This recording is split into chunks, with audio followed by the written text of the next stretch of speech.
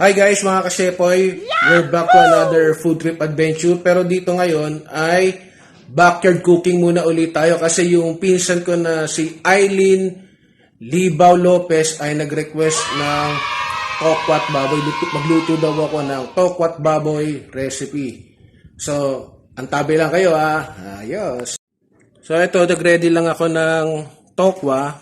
Sa ring ingredients asukal, dalawang klaseng sili, bawang, sibuyas, dahon ng sibuyas, paminta. Tsaka ito yung baboy, pinakuluan ko na yan parang sa adobo, pinakuluan ko sa laurel, luya, bawang, paminta, tapos seasoning, tsaka konting toyo. Malambot na yan, So mamaya gagawin na lang natin, ipiprito natin yung tokwa.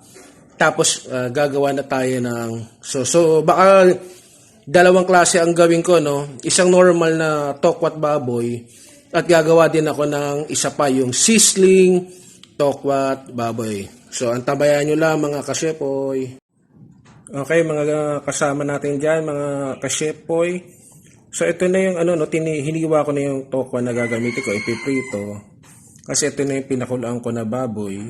Kasi ito yung mga ingredients sa ulitin ko lang, yung bawang, siling green, then yung daon ng sibuyas, then yung puting sibuyas, dalawa kasi isasama ko sa sauce, yung isa pang garnish, then yung maanghang na siling labuyo. So tara, luto na tayo. Guys, hala na natin yung tokwa. Nagugas ako ng kamay Sa panaglagay kayo ng kahit pritong isda baboy, panilagay nyo palayo sa inyo yung yung talsik. Pambagsak. Hindi mabagal lang dahan-dahan. Para hindi kayo matalamsikan ng mantika. Yan. So, dyan na muna Okay, mga kashepoy. So, yung hiniwa ko mga rekado, pinagsama-sama ko lang yung dalawang klaseng sili, yung labuyo, yung pangsigang, yung daon ng sibuyas, yung bawang, tsaka tumputing sibuyas. Yung iba, gagamitin ko sa pang-garnish mamaya. So, ito uli yung yung special suka na ginawa ko, pinakita ko sa ayan pa, may sumasama sili, Oh, yeah. So, yan yung pang-sausaw sa tokwat baboy na gagawin natin. Ayan, So, nakasalang yung nakasalang yung tokwa doon. So, ito. So, timplahan ko lang ito ba may papakita ko pag nilagyan ko ng iba pang mga pampalasa. Okay guys, mga kashepoy. So, ito yung kanina pinakita ko, nilagyan ko lang siya ng oyster sauce, toyo, asukal, at saka paminta. So, ito yung magiging sauce ng ating tokwat baboy. Sarap, diba? So, babalikan ko lang yung tokwa, guys. Diyan lang kayo. So, guys, ano yung tokwa, na konting brown pa para mas crispy. Para magkaroon ng contrast ang lasa, yung lambot ng baboy na pinakulaan ko at saka yung pagkalutong ng tokwa. Ayan guys, hiniwa ko na yung yung baboy sa bite size habang malapit nang maluto yung tokwa. Ito yung tokwa, pakita ko So, ayun yung tokwa. So, yung nasa taas malapit na maluto. Ito yung bagong salang ko sa baba, So, ayan na guys. Luto na ang piniritong tokwa. So, crispy tokwa. So, hindi ko nilakasan yung apoy. Sakto lang. Binantayan ko para hindi ganun na malambot at hindi rin ganun na matigas. Pero sakto lang siya na saktong crispy, So, hiwain ko lang to mga shepoys. Okay guys, so ito na yung tokwa na luto na. So, chachapin lang natin. Ilagay natin sa baboy na hiniwa natin.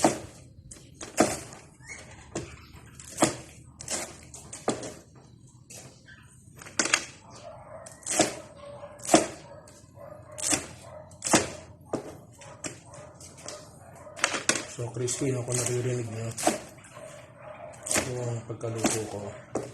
Pasensya na kayo sa background do kasi sa likod bahay to may tumatahol. Yan, yung ibon namin. So, kasama sa buhay po yan ha. So, this is unfiltered na video. Ayan po. So, iniiwa ko lang tong tokwa. At ayan, malapit na matapos. Papakita ko sa inyo yung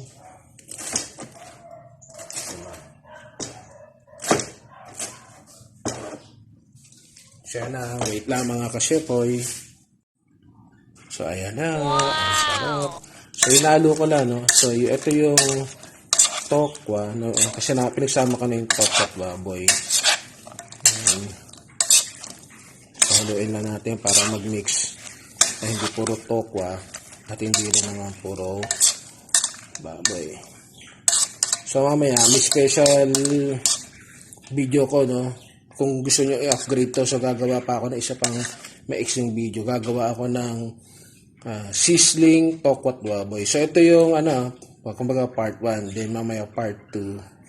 Siguro kakain. So, yung mga nagpa-shoutout, so wait lang kayo. Mamaya, ka ng shoutout. No? Yung mga gusto magpabati sa akin. Alright.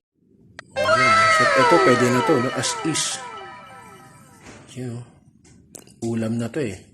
Ngayon sa mga tatay nyo, pulutan na nila to. Pero mamaya upgrade ko. Gagawa ko ng sizzling tofu.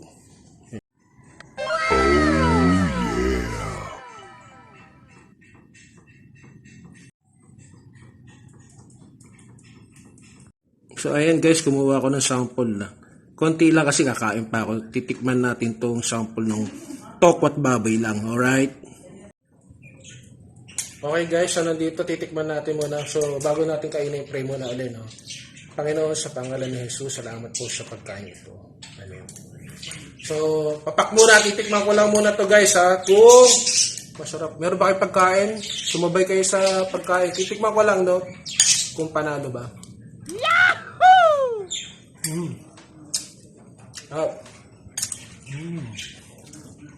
Tamis, asim, anghang.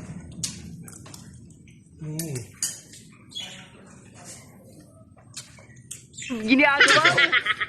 Ang kabayanan nyo, yung gagawa ako ng isa pang version yung sizzling tokwat baboy. So, diyan muna kayo ha.